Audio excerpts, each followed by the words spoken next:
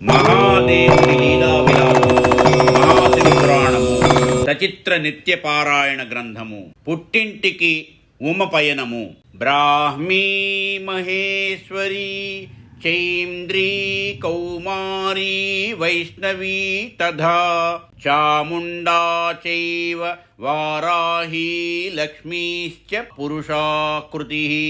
తలచినదే తడవుగా యాగ నిర్వహణకు అవసరమైన ఏర్పాట్లన్నీ చకచకా జరిగిపోయాయి. బ్రహ్మ విష్ణు ఇంద్రాది దేవతలకు ఋషులకు ప్రజాపతులకు యావన్మందికి ఆహ్వానాలు వెళ్ళాయి. కానీ ఒక్క శివుడిని మాత్రం ఆహ్వానించలేదు దక్షుడు.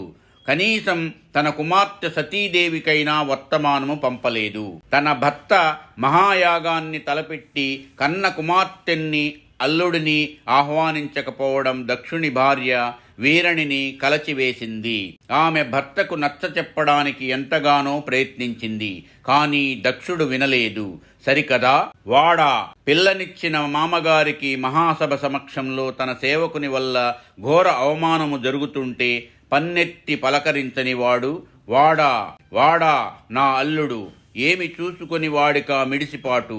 వీరాగి అయి శ్మశానములో చితాభస్మాన్ని ఒంటికి పూసుకుని కపాలాలు మెడలో వేలాడదీసుకుని మన్ను తిన్న పాములా పండుండే ఆ సర్పాలంకారుడికి నా కన్నబిడ్డనిచ్చి గృహస్థుడిని చేయకపోతే పదుగురిలో వాడికా గౌరవము లభించేదా? అంతటి ఖ్యాతి ఇప్పించిన నాకు తన కింకరుడికి ద్వారా ఘోర పరాభవాన్ని కలిగించిన వాడిని అవమానించడానికే, వాడిని పరాభవించడానికే నేను ప్రతి యాగాన్ని తలపెట్టాను.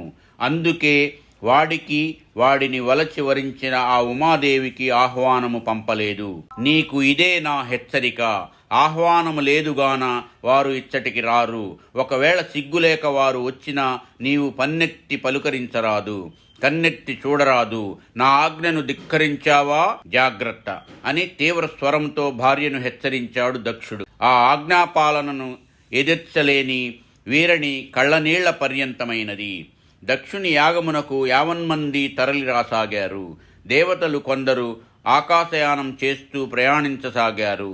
కైలాసమున సుఖసంతోషాలతో నివసిస్తున్న ఉమాదేవి ఆకాశ మార్గాన ఒకదాని వెంట ఒకటిగా ప్రయాణం చేస్తున్న విమాన రథాలను గాంచి అంతమంది దేవతలు ఎక్కడికి వెళ్తున్నారో వివరాలు తెలుసుకొనమని ఒక సేవకురాలిని నియమించింది.